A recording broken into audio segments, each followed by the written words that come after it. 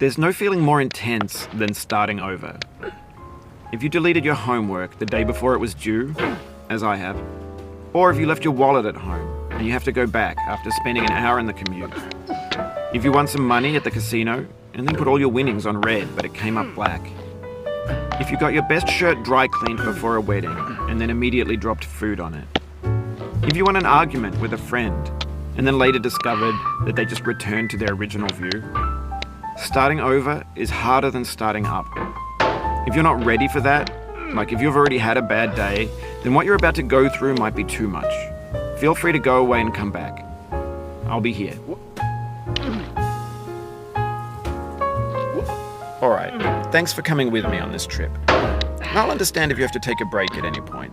Just find a safe place to stop and quit the game. And don't worry, I'll save your progress, always, even your mistakes. This game is a homage to a free game that came out in 2002, titled Sexy Hiking.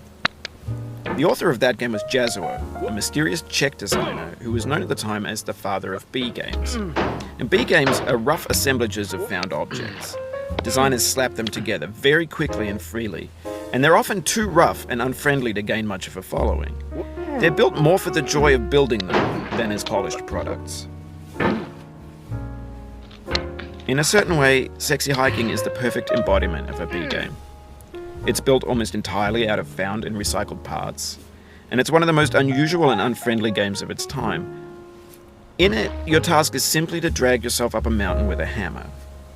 And that act of climbing, in the digital world or in real life, has certain essential properties that give the game its flavor. No amount of forward progress is guaranteed. Some cliffs are too sheer or too slippery, and the player is constantly, unremittingly in danger of falling and losing everything. Anyway, when you start Sexy Hiking, you're standing next to this dead tree that blocks the way to the entire rest of the game. It might take you an hour to get over that tree, and a lot of people never got past it. You prod and you poke at it, exploring the limits of your reach and your strength, trying to find a way up and over. And there's a sense of truth in that lack of compromise. Most obstacles in video game worlds are fake. You can be completely confident in your ability to get through them once you have the correct method or the correct equipment or just by spending enough time. In that sense, every pixelated obstacle in Sexy Hiking is real.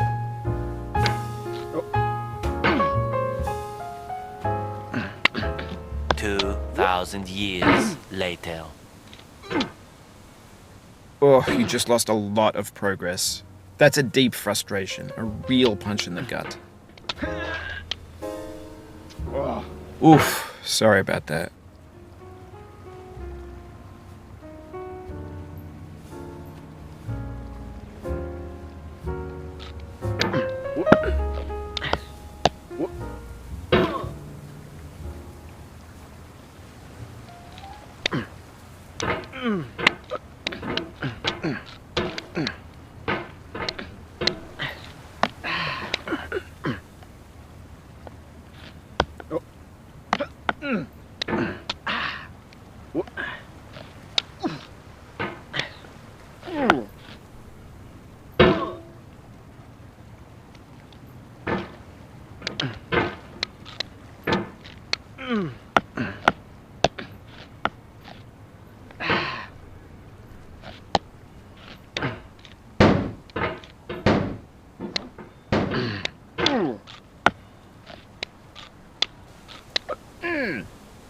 Oh, it happened again.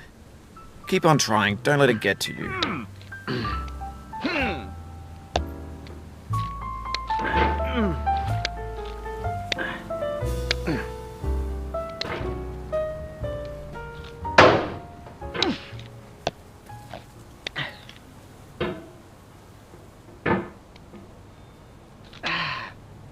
This thing that we call failure is not the falling down, but the staying down.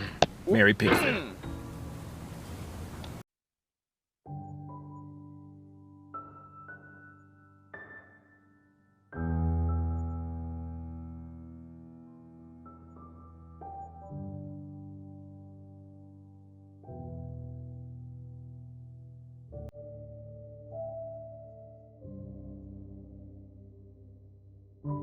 So are you ready?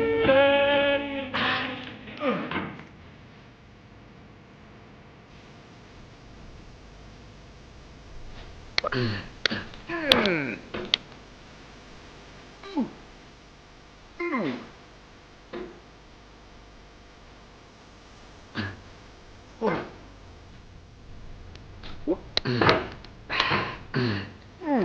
obstacles in sexy hiking are unyielding, and that makes the game uniquely frustrating.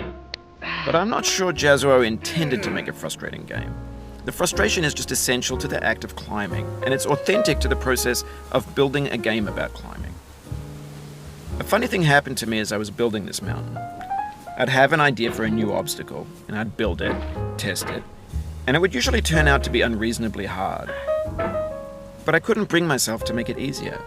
It already felt like my inability to get past the new obstacle was my fault as a player rather than as a builder. Imaginary mountains build themselves from our efforts to climb them, and it's our repeated attempts to reach the summit that turns those mountains into something real.